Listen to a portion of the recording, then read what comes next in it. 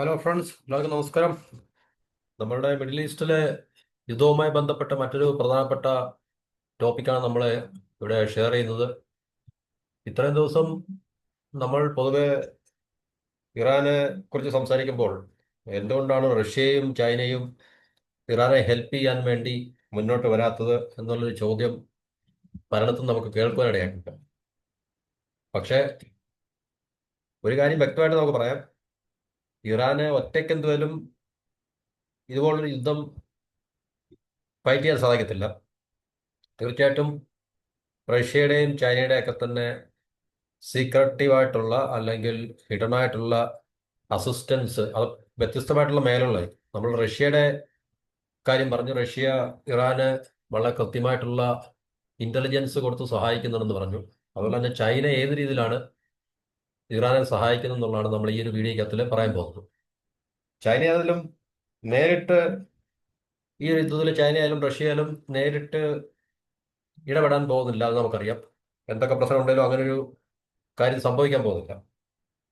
ചൈനയുടെ ഭാഗത്തുള്ള കോൺട്രിബ്യൂഷൻ പറഞ്ഞാൽ മറ്റൊരു രീതിയിലാണ്. അതായത് ഒരു CNN റിപ്പോർട്ട് അനുസരിച്ചിട്ട് ചൈനയുടെ പൊസിഷൻ എന്നുവെച്ചാൽ ഇറാൻ ഇസ്രായേൽ യുദ്ധത്തിലെ ചൈനയുടെ സ്റ്റാൻഡ് മാറാൻ പോകുന്നു, അല്ലെങ്കിൽ മാറാൻ പോകുന്നത് പ്രത്യേകിച്ച് പറഞ്ഞ കാര്യമില്ല. കാരണം അത് ഓൾറെഡി അങ്ങനെ തന്നെയാണ്. ഇറാനെ ബാക്ക് ചെയ്താണ് ചൈന നിൽക്കുന്നത്. കാരണം ഇറാനെ ബാക്ക് ചെയ്യുക എന്നുള്ള ചൈനയ്ക്ക് അത്യാവശ്യമാണ്.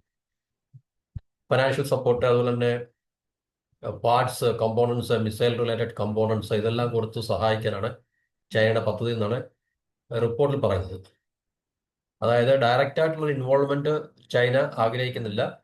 പക്ഷേ ബെയ്ജിങ്ങിന്റെ അല്ലെങ്കിൽ ചൈനയുടെ ഈ ഒരു, അതായത് ഇറാനെ പിന്നിൽ നിന്നുകൊണ്ട്, എല്ലാ രീതിയിലുള്ള പിന്നിൽ നിന്നുകൊണ്ട് എന്ന് പറഞ്ഞത്, ഇപ്പൊ നേരിട്ട് യുദ്ധത്തിൽ പങ്കെടുക്കുക എന്ന് പറഞ്ഞു കഴിഞ്ഞാൽ അമേരിക്ക ഇസ്രായേലിന് വേണ്ടി ചെയ്യുന്നവരാണ് നേരിട്ട് യുദ്ധത്തിൽ പങ്കെടുക്കുക എന്ന് പറയുന്നത്.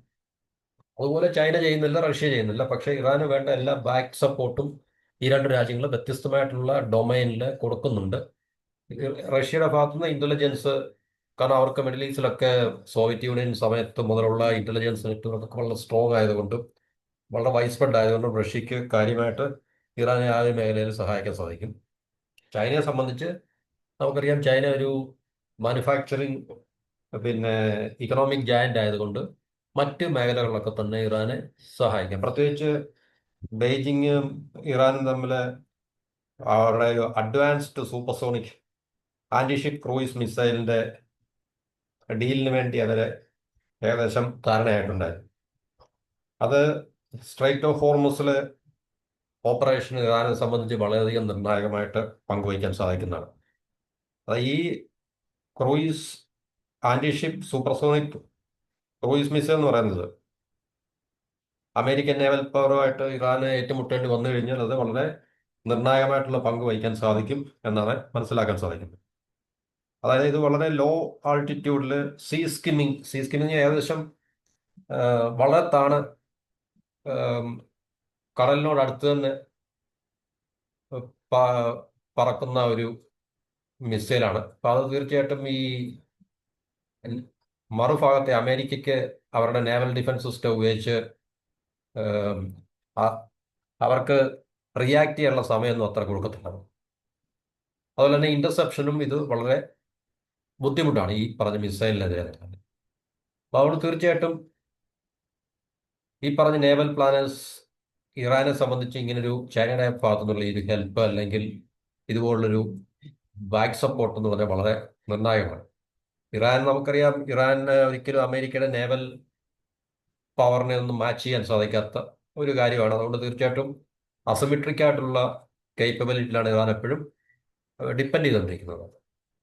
അതുപോലെ തന്നെ ഈ പറഞ്ഞ മറ്റ് മേഖലകളിലൊക്കെ തന്നെ ചൈനയ്ക്ക് ഇവരെ സഹായിക്കാൻ സാധിക്കും. ആരെ? ഇറാനെ സഹായിക്കാൻ സാധിക്കും.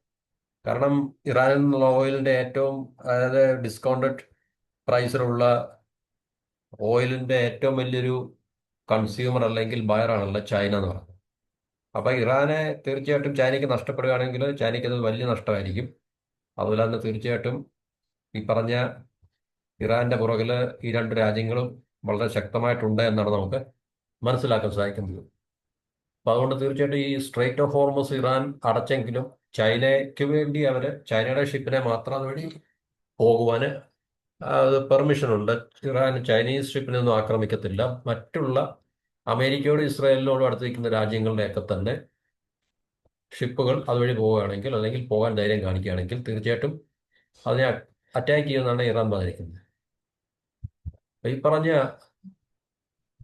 ഇന്റലിജൻസ് റഷ്യയുടെ ഭാഗത്തുനിന്നും ഈ മെറ്റീരിയൽ ആയിട്ടുള്ള ഹെൽപ്പ് ചൈനയുടെ ഭാഗത്തുനിന്നും ഇറാന് ലഭിക്കുമ്പോൾ, തീർച്ചയായിട്ടും ഇറാന് ഈ പറഞ്ഞ ഇസ്രായേൽ അമേരിക്ക ആക്സിസിനെതിരെയുള്ള യുദ്ധം അവർക്ക് മുന്നോട്ട് അവർക്ക് എക്സ്റ്റെൻഡ് ചെയ്ത് കൊണ്ടുവരാൻ സാധിക്കും. കാരണം ചൈനയെ സംബന്ധിച്ച് നല്ല ഇൻഡസ്ട്രിയൽ ബേസ് ഉണ്ട്. അതുപോലെ തന്നെ അവരുടെ കറൻസിയായിട്ടുള്ള യുവാൻ ഡിനോമിനേറ്റഡ് ട്രേഡ്, അവരുടെ ഷാഡോ ബാങ്കിങ് ചാനൽ, ഇതൊക്കെ ഉപയോഗിച്ചുകൊണ്ട് അവർക്ക് കാര്യങ്ങൾ എന്നുവെച്ചാൽ വെസ്റ്റേൺ സിസ്റ്റത്തിൽ നിന്നും മാറി വെസ്റ്റേൺ സിസ്റ്റത്തിലാവുമ്പോഴേ അതിനെ ഉപയോഗിച്ചാലും സാങ്ഷൻസിന്റെ ഒക്കെ പ്രശ്നം വരുത്തും. അപ്പൊ അതിന് ഓൾട്ടർനേറ്റീവായിട്ട് അവർ ഇപ്പം യുവാൻ ഡിനോമിനേറ്റർ, യുവാനിലാണല്ലോ ഇറാനും അല്ലെങ്കിൽ ഇതുപോലുള്ള ഡ്രാഗൺ ബിയർ എന്ന് പറഞ്ഞാൽ ചൈനയും റഷ്യയും. ചൈന ഡ്രാഗണും റഷ്യ ബിയറിനും, അപ്പൊ ഡ്രാഗൺ ബിയർ കോമ്പിനേഷൻ അവർ നേതൃത്വം കൊടുക്കുന്ന ഈ പറഞ്ഞ ഒരു എന്താ പറയുന്നത് യുറേഷ്യൻ അല്ലെങ്കിൽ ബ്രിക്സ് അലയൻസിന്റെ ഒക്കെ ട്രേഡും അതുപോലുള്ള കാര്യങ്ങളൊക്കെ തന്നെ ഒന്നുകിൽ ഈ ബയലാറ്ററൽ കറൻസിയിൽ അല്ലെങ്കിൽ യുവാൻ ബേസ്ഡ് ഒക്കെ തന്നെയാണ്. അപ്പൊ അതുകൊണ്ട് തീർച്ചയായിട്ടും ഈ ചൈനയെ സംബന്ധിച്ച് ഇത് ഈ ഒരു നിർണായകമായിട്ടുള്ള പങ്ക് വഹിക്കാൻ സാധിക്കും. അതുപോലെ ചൈനയ്ക്ക് ഈ പറഞ്ഞ സാങ്ഷൻസും അല്ലെങ്കിൽ അമേരിക്കയുടെ ഒക്കെ പ്രശ്നങ്ങളുണ്ട്, അമേരിക്കയുടെ ഭാഗത്ത് പ്രശ്നങ്ങളുണ്ട്. അവർക്ക് ഈ dual use technologies, dual use components, drone technology, micro electronics, അതുപോലെ തന്നെ ഈ പറഞ്ഞ എനർജി റവന്യൂ ഒക്കെ ഉണ്ടുണ്ട്. അതൊക്കെ ഇറാന്റെ വാർ എക്കോണമിയിലേക്ക് അവർക്ക് റൂട്ട് ചെയ്യാൻ സാധിക്കും അവർക്ക്. അത് ശരിക്കും പറഞ്ഞു കഴിഞ്ഞാൽ അത് നിർണായക പങ്കുവയ്ക്കുന്നത് വളരെ ഈ നമുക്ക് വൈരുദ്ധ്യമായിട്ട് തോന്നും. അതായത് UAEയും ടർക്കിയും അതുപോലെ തന്നെ സെൻട്രൽ ഏഷ്യയിലെ ചില രാജ്യങ്ങളൊക്കെ തന്നെയാണ് ഇതിനുവേണ്ടി ചൈന ഉപയോഗിക്കുന്നത്. വളരെ നിഗൂഢമായിട്ട് മിസ്റ്റീരിയസ് ആയിട്ട് നമുക്ക് പറയാൻ പറ്റും. അപ്പൊ ഇതെല്ലാം തീർച്ചയായിട്ടും അപ്പൊ അങ്ങനെയുള്ള UAE വഴിയാണ് ഇറാൻ ഈ പറഞ്ഞ ഹെൽപ്പുകളൊക്കെ കിട്ടുന്നതെന്നിരിക്കുകയാണ് UAE ഇപ്പൊ ഇറാൻ ആക്രമിക്കുന്നത് എന്നുള്ളൊരു വൈരുദ്ധ്യങ്ങളുണ്ട്. അത് തീർച്ചയായിട്ടും അമേരിക്കൻ ബേസുകൾ ഉള്ളതുകൊണ്ടും അമേരിക്കയായിട്ടൊക്കെ ഏറ്റവും കൂടുതൽ അവർ സ്ട്രാറ്റജിക് ആയിട്ടുള്ള റിലേഷൻ ഉള്ളതുകൊണ്ടാണ് ഇറാൻ പറയുന്നുണ്ട്.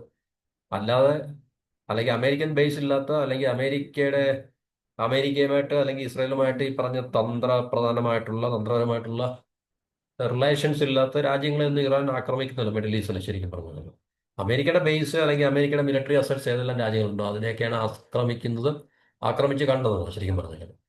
അപ്പൊ ഇതൊക്കെയാണ് നമുക്ക് ഈ പറഞ്ഞ ഈ ഇറാനെ സംബന്ധിച്ച് ഒറ്റയ്ക്ക് നിന്ന് പടപൊരുതുക എന്ന് പറഞ്ഞു കഴിഞ്ഞാൽ അവർക്ക് ഇത്രയും പിന്നെ ഇഫക്റ്റീവ് ആയിട്ടുള്ള ഡ്രോൺ മിസൈൽ കപ്പാസിറ്റി ഒക്കെ തീർച്ചയായിട്ടും റഷ്യയുടെയും ബെയ്ജിങ്ങിന്റെ അല്ലെങ്കിൽ ചൈനയുടെയും സഹായത്തോടെ തന്നെയാണ് അവർ ഇത്ര നാളായിട്ടും അവരതിനെല്ലാം എന്താണ് പറയുന്നത് സ്വരുക്കൂട്ടി വെച്ചിരിക്കുന്നു എന്നുള്ളതായിരുന്നു നമുക്ക് വ്യക്തമായിട്ട് അറിയാവുന്നത്. അപ്പോൾ അതുകൊണ്ട് തീർച്ചയായിട്ടും ഈ പറഞ്ഞ രാജ്യങ്ങൾ റഷ്യയും ചൈനയും ഒരുപോലെ എന്നുവെച്ചാൽ വ്യത്യസ്തമായിട്ടുള്ള തലങ്ങളിൽ നിന്നുകൊണ്ട് ഇറാനെ ഹെൽപ്പ് ചെയ്യുന്നുണ്ട് എന്നുള്ളതാണ് നമുക്ക് മനസ്സിലാക്കാൻ സാധിക്കുന്നത്.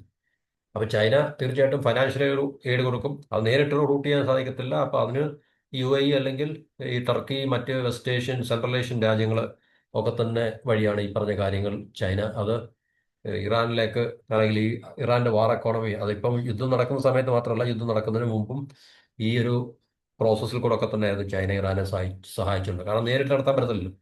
കാരണം അമേരിക്കയുടെ നേതൃത്വത്തിലുള്ള വെസ്റ്റേൺ ഇക്കണോമിക് സിസ്റ്റത്തിന് പുറത്താണല്ലോ ഈ പറഞ്ഞ രാജ്യങ്ങളൊക്കെ തന്നെ. അതുകൊണ്ട് തീർച്ചയായിട്ടും അവർക്ക് വേറെ ഓൾട്ടർനേറ്റീവ് ആയിട്ടുള്ള അല്ലെങ്കിൽ വളരെ മിസ്റ്റീരിയസ് എന്ന് നമുക്ക് പറയാവുന്ന അല്ലെങ്കിൽ ഹിഡൻ ആയിട്ടുള്ള റൂട്ടിൽ കൂടെ ഒക്കെ തന്നെ. കാരണം UAE ഒക്കെ അതിന്റെ ഹബ്ബാണല്ലോ ശരിക്കും പറഞ്ഞ ഇതുപോലുള്ള പരിപാടി നടക്കുന്നത്. അപ്പോൾ വെപ്പൺസ് കോമ്പണൻസും അതുപോലെ തന്നെ ഫൈനാൻഷ്യൽ എയ്ഡ് ഇതൊക്കെ തന്നെ ചൈന കൊടുക്കാൻ കൊടുക്കുന്നുണ്ട് അല്ലെങ്കിൽ കൊടുക്കുന്നുണ്ട്. ഇതുവരെ ഇനിയും കൊടുക്കുന്നല്ല. ശരിക്കും പറഞ്ഞാൽ അത് യുദ്ധത്തിന് മുമ്പും യുദ്ധം തുടങ്ങിയ സമയത്തും ഒക്കെ തന്നെ റഷ്യക്കും ചൈനയ്ക്കും ഇറാനെ തീർച്ചയായിട്ടും സൈഡ് ലൈനിൽ നിന്ന് കണ്ടുകൊണ്ട് നിൽക്കാൻ സാധിക്കത്തില്ല. കാരണം അവരുടെ തട്ടകം നഷ്ടപ്പെടുന്ന പരിപാടിയാണ്. ഇറാൻ അവരുടെ കയ്യിൽ നിന്ന് പോയി കഴിഞ്ഞാലോ അല്ലെങ്കിൽ ഈ പറഞ്ഞ അമേരിക്ക ഇസ്രായേലും വിചാരിക്കുന്ന പോലെ തന്നെ ഇറാനെ അവരുടെ കൈപ്പിടിയിൽ ഒതുക്കാൻ കഴിഞ്ഞു കഴിഞ്ഞാൽ ചൈനയ്ക്കും റഷ്യക്കും അവർക്ക് തീർച്ചയായിട്ടും വളരെ എന്താണ് പറയുന്നത് ഒരു ജിയോ പൊളിറ്റിക്കലി അല്ലെങ്കിൽ സ്ട്രാറ്റജിക്കലി വലിയൊരു നഷ്ടം തന്നെ ആയിരിക്കും. അതുകൊണ്ട് അറ്റ് എനി കോസ്റ്റ് എന്നൊക്കെ നമ്മൾ അറ്റ് ഓൾ കോസ്റ്റ് എന്നൊക്കെ നമ്മൾ പറയുന്ന പോലെ തന്നെ എന്ത് വില കൊടുത്തും ചൈനയും റഷ്യയും ഇറാൻ മറ്റുള്ള മറ്റുള്ള മറുഭാഗത്ത് ഈ പറഞ്ഞ രാജ്യങ്ങളുടെ അമേരിക്കയുടെയും അവരുടെ റൈവൽസ് ആയിട്ടുള്ള അമേരിക്കയുടെയും ഇസ്രായേലിന്റെയും കൈകളിൽ ചെന്നെത്താതിരിക്കാൻ വേണ്ടി അവരെ എല്ലാ സഹായങ്ങളും കൊടുക്കുന്നുണ്ട്, അല്ലെങ്കിൽ കൊടുക്കാൻ അവർ തയ്യാറാണെന്നാണ് നമുക്ക് മനസ്സിലാക്കാൻ സാധിക്കുന്നത്. അപ്പോൾ ചൈനയെ സംബന്ധിച്ച് അവർ നേരിട്ട് ഇൻവോൾവ് ചെയ്യുന്നില്ല എന്നുള്ളൊരു കാര്യം സത്യമാണ്. കാരണം ചൈന അങ്ങനെ ഒരിക്കലും മറ്റുള്ളിടത്ത് പോയി യുദ്ധം ചെയ്യാൻ താല്പര്യം കാണിക്കുന്നൊരു രാജ്യമല്ല. ഇപ്പം ഇന്ത്യയായിട്ടുള്ള ബോർഡർ ഇഷ്യൊക്കെ ഉണ്ടെന്നുള്ളൊരു വിഷയം ഉണ്ടെങ്കിൽ, ഒരു പ്രശ്നം ഉണ്ടെങ്കിൽ തന്നെയും അവർ യുദ്ധത്തിനൊന്നും തീർച്ചയായിട്ടും ഒരു എന്താണ് പറയുന്നത്, പ്രത്യേകിച്ച് കൈവിട്ടു പോകുന്ന തരത്തിലുള്ള ഇപ്പം ഈ പറഞ്ഞ് കാണുന്ന പോലുള്ള യുദ്ധത്തിലേക്കൊന്നും ഇന്ത്യയായിട്ടൊന്നും അവരെ ഏർപ്പെടാൻ അവർ ആഗ്രഹിക്കുന്നില്ല. കാരണം അതുണ്ടാക്കി വെക്കാൻ പറ്റുന്ന ഡാമേജ് രണ്ട് രാജ്യങ്ങൾക്കും, കാരണം ഇന്ത്യക്കും ചൈനയ്ക്ക് ഒത്തിരി കോസ്റ്റ് ഉണ്ടാക്കി വെക്കാൻ സാധിക്കും. അവിടെ തീർച്ചയായിട്ടും ചൈന അങ്ങനെയുള്ളൊരു പിന്നെ ഈ ബോർഡറിലൊക്കെ ഉള്ള ഈ പ്രശ്നങ്ങളൊക്കെ തന്നെ അങ്ങോട്ടും ഇങ്ങോട്ടും ഒന്നും തള്ളും അല്ലെങ്കിൽ ഭീഷണിപ്പെടുത്തലും ഒക്കെ തന്നെ നടക്കും എന്നുള്ള കാര്യത്തിൽ സംശയമൊന്നുമില്ല. പക്ഷേ പ്രസന്റ് സിറ്റുവേഷനിൽ ചൈന ഈ പറഞ്ഞ ഒരു എന്താണ് പറയുന്നത്, ഒരു ഇന്റൻസ് വാറിൽ ഒരു രാജ്യവുമായിട്ട് ഏർപ്പെടാൻ താല്പര്യപ്പെടുന്ന ഒരു രാജ്യമല്ല. അവരെപ്പോഴും ട്രാൻസാക്ഷനിലാണ്. കാരണം അവർക്ക് ലാഭം ഉണ്ടാക്കുന്ന, അവർക്ക് താല്പര്യങ്ങളുള്ള കാര്യങ്ങളിൽ ഏർപ്പെടുക, അത് ഡീൽ ബേസ്ഡ് ആണ് എല്ലാം എന്ന് പറഞ്ഞാൽ. അത് ഇറാനായിട്ടാലും ശരി, റഷ്യ ആയിട്ടാലും ഇന്ത്യ ആയിട്ടാലും പാകിസ്ഥാൻ ആയിട്ടാലും എല്ലാം അവരങ്ങനെയാണ്. അതിനെ അവരുടെ ഒരു ഡിപ്ലോമസി അല്ലെങ്കിൽ അവരുടെ ജിയോ പൊളിറ്റിക്കലായിട്ടുള്ള ഒരു രീതി അങ്ങനെയാണ്. അപ്പോൾ അതുകൊണ്ട് തീർച്ചയായിട്ടും നമുക്ക് ഇക്കാര്യത്തിൽ ഇറാനെ സംബന്ധിച്ച് ഈ പറഞ്ഞ രാജ്യങ്ങളിൽ നിന്നും തീർച്ചയായിട്ടും ഹെൽപ്പ് ഉണ്ടാകും, അല്ലെങ്കിൽ തീർച്ചയായിട്ടും അവർക്ക് ഇറാന് കിട്ടുന്നുണ്ട്. കാരണം ഈ പറഞ്ഞ ഈ കഴിഞ്ഞ വീഡിയോ ഞാൻ പറഞ്ഞിട്ട് കൃത്യമായിട്ട് ഈ മിഡിൽ ഈസ്റ്റിലെ ഗൾഫ് GCC രാജ്യങ്ങളിലൊക്കെ തന്നെ കൃത്യമായിട്ട് ഇറാൻ ഇത്രയും വളരെ എന്താണ് പറയുന്നത്, മാസീവായിട്ടുള്ള അറ്റാക്ക് അല്ലെങ്കിൽ റീറ്റാലിയേഷൻ നടത്തണമെങ്കിൽ ഇന്റലിജൻസ് ഇല്ലാതൊന്നും പറ്റത്തില്ല. ഇന്റലിജൻസ് ഓക്കെ, ഓഫ് കോഴ്സ് ഇറാന്റെ ഭാഗത്തു നിന്നുള്ള ഇന്റലിജൻസ് മിഡിൽ ഈസ്റ്റ് എല്ലാം ആ നെറ്റ്വർക്ക് എല്ലാം സ്പ്രെഡ് ആണ്, ഇല്ലെന്ന് പറയാൻ പറ്റത്തില്ല. പക്ഷെ അറ്റ് ദ സെയിം ടൈം ഈ പറഞ്ഞ രണ്ട് രാജ്യങ്ങളുടെയും പിന്നെ ചൈനയുടെ സാറ്റലൈറ്റ് സ്പേസ് പവറൊക്കെ ഉപയോഗിച്ചിട്ടുണ്ട്. സാറ്റലൈറ്റ് അത് ചൈന പാകിസ്ഥാനെ എങ്ങനെയാണോ സഹായിച്ചത്, അതേ തരത്തിലുള്ള സഹായങ്ങൾ തീർച്ചയായിട്ടും ചൈനയുടെ ഭാഗത്തു നിന്നും ഇറാന് ലഭ്യമാവുന്നുണ്ട് എന്നാണ് നമുക്ക് മനസ്സിലാക്കാൻ സാധിക്കുന്നത്. അപ്പോൾ ഇതാണ് നമുക്ക് ഈ ടോപ്പിക്കുമായിട്ട് ബന്ധപ്പെട്ട് ഷെയർ ചെയ്യാനുള്ള കാര്യങ്ങൾ. മറ്റൊരു ടോപ്പിക്കുമായിട്ട് അടുത്ത വീഡിയോയിൽ എല്ലാവർക്കും നന്ദി, നമസ്കാരം.